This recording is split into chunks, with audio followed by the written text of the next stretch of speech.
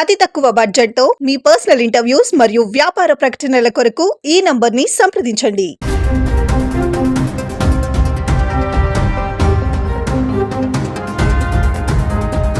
నైరుతి బంగాళాఖాతంలో ఏర్పడిన అల్పపీడనం మరింత బలపడి వాయుగుండంగా మారే అవకాశం ఉందని భారత వాతావరణ శాఖ తెలిపింది. ప్రస్తుతం తమిళనాడు తీరం వైపు పశ్చిమ వాయువ్య దిశగా అల్పపీడనం కదులుతోందని వెల్లడించింది. దీని ప్రభావంతో ఆంధ్రప్రదేశ్, తమిళనాడు ప్రాంతాల్లో మోస్తారు నుంచి భారీ వర్షాలు కురిసే అవకాశం ఉందని తెలిపింది. ఏపీలో ముఖ్యంగా కోస్తా, రాయలసీమ ప్రాంతాల్లో పలుచోట్ల మోస్తారు నుంచి భారీ వర్షాలు కురిసే అవకాశం ఉందని వాతావరణ శాఖ తెలిపింది.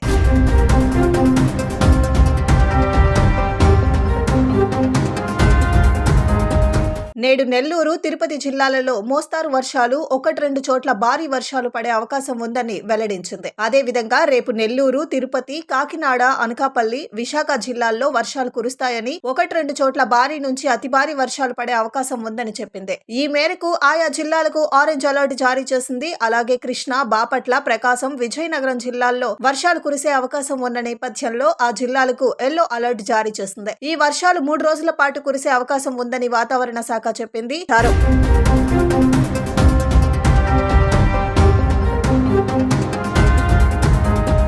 తీరం వెంబడి గంటకు 35 నుంచి 45 కిలోమీటర్ల వేగంతో ఈదురుగాలులు వీస్తాయన్న నేపథ్యంలో దక్షిణ కోస్తా ప్రాంతాల్లో మత్స్యకారులు సముద్రంలో వేటకు వెళ్లరాదని హెచ్చరికలు జారీ చేసింది. మధ్య భారతం మీదుగా వస్తున్న చలిగాలులు ప్రభావంతో ఛత్తీస్గఢ్, దానికి ఆనుకొని ఉన్న ఒడిశా, ఉత్తరాంధ్ర జిల్లాలు, తెలంగాణకు ఆనుకొని కోస్తా ప్రాంతాల్లో చలి తీవ్రత మరింత పెరిగే అవకాశం ఉందని ప్రజలు అప్రమత్తంగా ఉండాలని సూచించింది.